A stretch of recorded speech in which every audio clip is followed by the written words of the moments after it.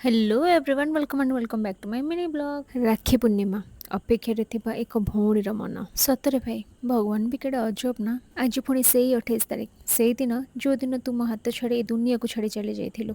आउ आज से 28 तारीख पुणी राखी पूर्णिमा सबु भौणी हाथ में आज राखी आ मो हाथ में केवल तो स्मृति। बेले बेले भावे भगवान मते एमती परीक्षा देउछन्ति काहेकि मन भितर जेतिकी कष्ट जेतिकी जंत्रणा से सब को शब्द रे कहबा बोध हुए मो पे संभव नुहे। कांदिबा को इच्छा हुए किंतु कांदिले भी प्रश्न आसे। किछ लोक कहते तू तो चाहूलु तो भाई चली जाऊ। भाई तू ही कह को भौणी चाहब तार भाई ता आखि आगु चली जाऊ। आज तो दिन तेणु तोते मन पकई मो दिनटा किसी अलग भाव काटवाक चाहिए। मन है छोट छोट पिला सहित किसी समय हसबी किसी समय कथा हेबे आउ सेमानक मध्यरे टिके तत्ते खोजी से आश्रय शिशु जत्न अनुष्ठान आज एक छोट आयोजन करथिले। पिलाक इच्छा अनुसार परिवा सौदा माछ आ स्कूल जोथा सबकिछि आगुरु ही व्यवस्था करि देथिलु। किंतु किछि लोक पचारिले भाईर काम करी भौणी आमिष खाइबाकू केमिति दउछि। आज्ञा गोटे कथा पचारिबे जणे मनीष चलीगला परे तार एकादशरे कौन आमिष करा जाएनी लोक मैंने कौन खाती आम जिते बड़े क्या खाଇବା आयोजन करूँ सब बेले गोटे कथा भावु तांको मुहर हस केमिति आसीबो। सेमानक पसंदर खाଇବା सेमानक मन पसंदर जिनस आ बार अनुसार खाद्य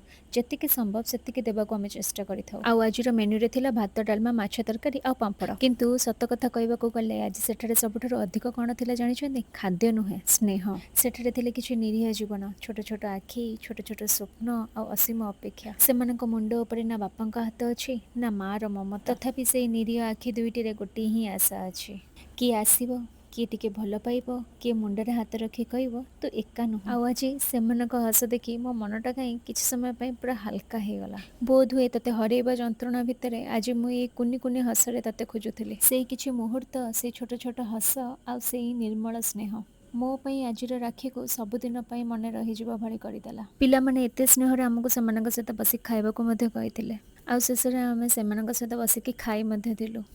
सर भल भल डॉक्टर ट्रीटमेंट करके रखिंट कैंसर पेसेंट बहुत छोट छुआ ताको भी नहीं कि बहुत भल जगह ट्रीटमेंट कर 4 स्टेज रु 1 स्टेज को आसी से पहुँची गलानी माने एटा भगवान का आशीर्वाद और मान परिश्रम जोगुर हो पार्चे।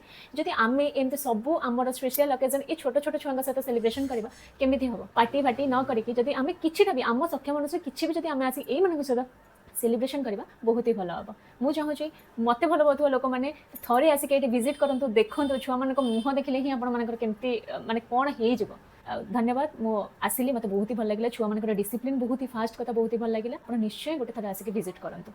तापर आम घर को फेरी मो मनर कथा शुणी आपण मन मन कौन आसूँ मत निहाती कमेंट जनइबे। रही जय जगन्नाथ।